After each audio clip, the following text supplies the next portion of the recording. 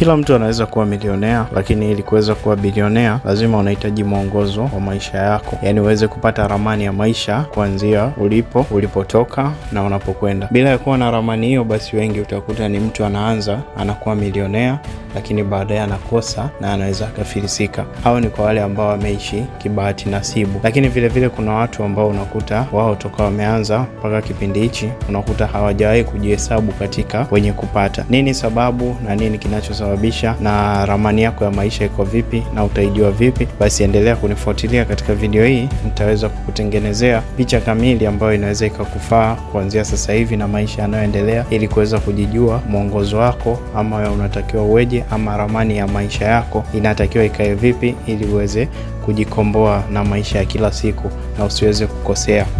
Kwanza kabisa, katika kuumba ulimwengu, Mwenyezi Mungu katika imani ya Waislamu inaaminika kwamba aliumba kalamu, yani khalaqal kalam, aliumba kalamu kisha kalamu akaiambia andika, ambapo alipoiambia andika kwenye sehemu aliyoiambia andika ni katika vitabu ama kurasa takatifu zilizohifadhiwa, huwa zinaitwa Lauhi Mahfudh, yani kurasa zilizohifadhiwa. Katika Lauhi Mahfudh kumeandikwa wewe utaishi vipi kwa siku, utakula punje ngapi, nywele zako zitapepea mara ngapi, utatembea hatua ngapi, utapumua mara ngapi, utaongea maneno mangapi, utapiga hatua ngapi, utavaa nguo ya rangi gani, utakaa vipi, utasimama vipi, utatembea vipi, na hata jani kwenye mti litashuka na kudondoka kwa kiwango gani na kwa spidi gani, na kila kitu. Basi alivyoiambia ile kalamu iandike, ikawa imeandika yote hayo. Kila unachokiona kinachotokea na kinachoendelea katika maisha ya mwanadamu, basi tayari kilishaandikwa, yeye pamoja na mazingira yake, na kila kitu anachokijua yeye anajua kipya tayari kilishaandikwa nyuma kabisa katika kurasa zilizohifadhiwa.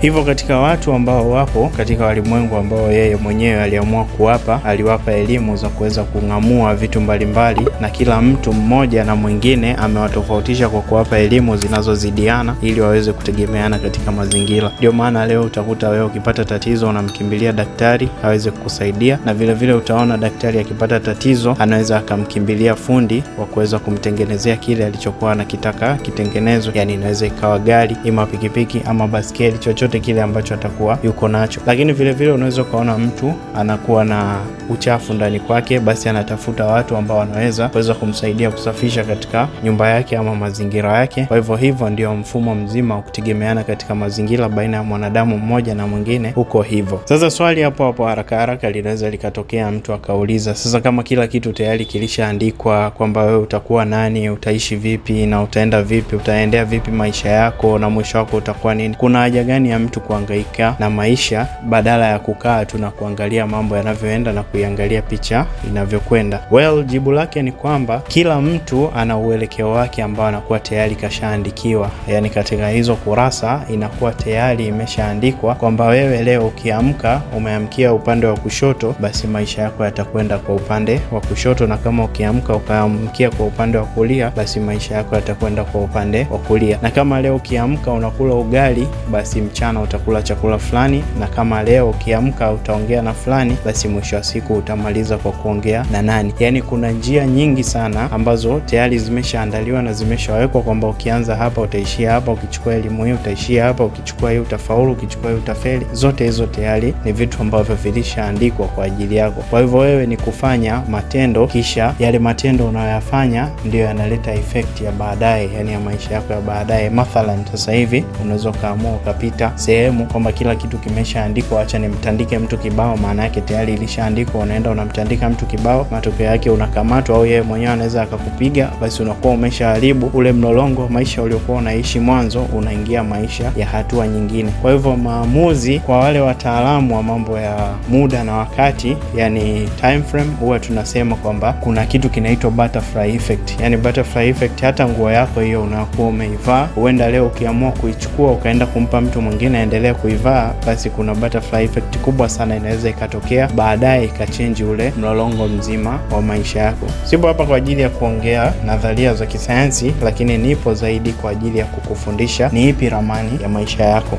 Sasa unapozungumzia ramani ya maisha ya mwanadamu, ukiangalia katika mitizamo ya kiimani kwamba kuna watu ambao wana imani na kuna watu ambao hawana imani. Watu wasiokuwa na imani ukiwaambia kuhusiana na ramani ya maisha, wao wanaamini kwamba ramani ya maisha ya mtu anaweza akaiandika ama akaitengeneza yeye mwenyewe, kwamba akiamua kufanya kitu fulani na akakiwekea udhatiti anaweza akakipata au akakifanikisha. Lakini hiyo kwa mitizamo yao ni dhaifu, na mara nyingi huwa wanaonekana kwa watu ambao wana imani za kiroho kuwa ni watu ambao hawana maarifa, japokuwa wamejaliwa kupata maarifa ambayo yanawasaidia watu wengine, lakini maarifa yao yanakuwa hayawafai wao wenyewe, kwa maana wanazidi kupotoka kila siku inavyozidi kwenda. Lakini wako ambao wanakuwa wanaongoka na kurudi katika elimu za kiroho. Sasa kwa upande wa elimu za kiroho itategemea na wanaenda kuangukia kwa nani, ama wanategemea wanaenda kuangukia kwa mtu gani. Ndicho kitu ambacho kitazidi kuwafanya wazidi kuangamia ama kitakachowafanya waweze kukomboka. Kwa hivyo moja kwa moja sote tunakubaliana kwamba unapozungumzia ama unapotizama masuala ya kisayansi ukaunganisha na mambo ya kiroho, wanasayansi watakwambia wewe unabuni vitu ama unafikiria vitu ambavyo haviwezekani. Yani unafanya kama vile science fiction ama chochote ambacho wewe unafikiria kwamba kipo, lakini kitu hicho reality yake haipo. Kwa hivyo wanasayansi kuamini mambo ya kiroho huwa hawaamini mambo ya kiroho wao, isipokuwa wachache sana, na wao utakuta sio katika lile jopo la wanasayansi wakubwa. Yani utakuta hata kama akisha ajiweka katika kundi la kuamini katika roho, basi kwenye lile kundi la wale ambao ni wasiokuwa na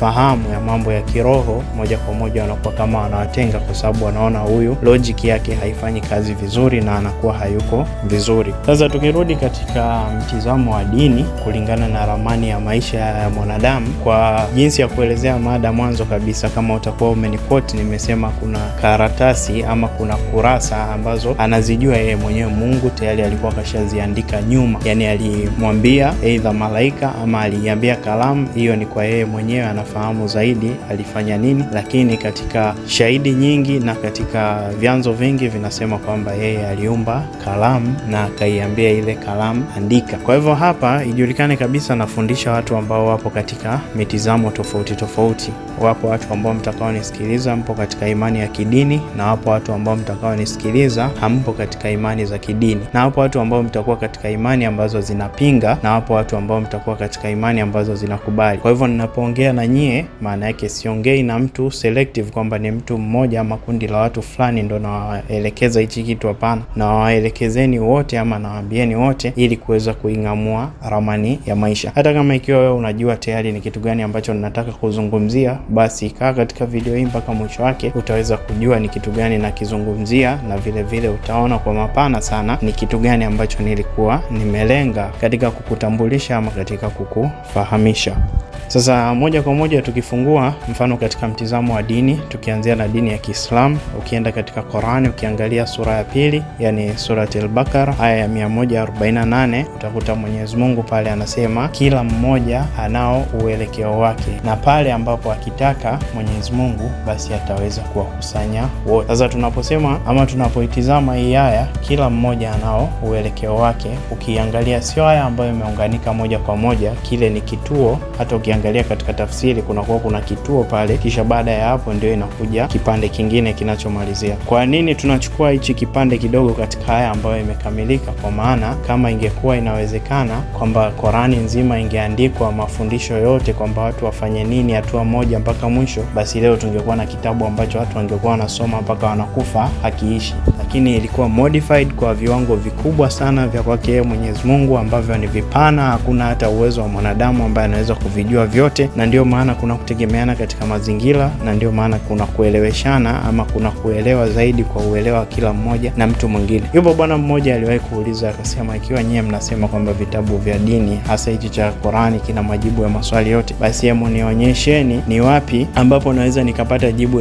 la swali langu. Akadhi yake kwa kusema, ikiwa nataka kununua mkate labda kwa duka la mangi ama la mtu yoyote kwenda kununua mkate, nina shilingi kadhaa na yeye yule ana mkate wake unauza kadhaa. Sasa nikimpa ile pesa itabaki shingapi? Niangalizie kwenye hicho kitabu chenu alafu niambie kama kweli kina majibu ya maswali yote. Yule bwana hata hakuchelewa akamwambia afungue Qur'ani. Yule bwana akafungua Qur'ani, akamwambia fungua Suratul Anbiya, akafungua, akamwambia soma aya 7. Yule bwana akachukua akasoma ile aya, yani kwa zile tashtiti, yani za kutaka kuona maajabu yaliyopo kwenye Qur'ani. Kwenda kusoma ile aya, akakuta aya inamwambia kwamba ikiwa nyinyi hamjui basi waulizeni wenye ilmu, yani wenye ilmu ni wenye kujua. Ikiwa nyinyi hamjui kitu basi waulizeni wenye kujua. Akamwambia hilo ndio jibu la swali lako ambalo tayari umeshapata. Sasa nini maana yangu? Kwa maana mtu mwingine anaweza akaulizwa swali kulingana na vile alivyokariri akashindwa kulijibu, lakini mtu mwingine anaweza akaulizwa swali kulingana na uelewa wake, ikiwa ni mpana ama kwa majaliwa aliyopewa akaweza kulijibu. Sasa hiki kipande tu peke yake kwamba kinachozungumzia katika Suratul Baqara sura ya 2 aya 148 utakuta kinasema kwamba kila mtu ana uelekeo wake, yani kila mtu ana uelekeo anaoelekea. Hapa moja kwa moja ilikuwa inazungumziwa watu ambao yani katika kufanya ibada kwamba kila mtu atakuwa na uelekeo wake. Mathalan ukiangalia pale Maka utaona ule mzunguko kwamba kila mtu anapotaka kuwa anasali basi huwa anaelekea ile Kaaba. Sasa ukitanua hivyo mlolongo wa kwenda mpaka dunia nzima, maana yake mtu atakayekaa Amerika Kusini uelekeo atakaoangalia, na mtu atakayekaa Afrika mwelekeo atakaoangalia, maana yake hata siku moja haitakuwa sawa. Ina maana kila mtu atakuwa na uelekeo wake. Lakini vile vile hii ni kipande cha aya ambacho unaweza ukakifafanua ama unaweza ukakipatia maana kubwa na picha kubwa sana. Ina maana hichi kipande tu chenyewe kinaweza kikakutosheleza wewe, kinaweza kikabadili maisha yako kwa kila sekta. Sasa tuangalie mfano, ikiwa kila mtu ana uelekeo wake, je, huo uelekeo wa kila mtu ni nini? Maana yake tunaweza tukafunua zaidi kuangalia uelekeo wa kila mtu ni upi. Ndio maana utakuta kuna mmoja anakuwa ni askari, kuna mwingine anakuwa ni rais, kuna mwingine anakuwa ni daktari, kuna mwingine anakuwa ni mfanyakazi. Ni hivyo, yani kila mtu anakuwa ana uelekeo wake na kila mtu anakuwa na hali yake, yani katika makadirio yake. Vile vile tukiachana kwa upande wa Waislamu katika mtizamo wa ramani ya maisha, tunakuja kuangalia kwa Kristo.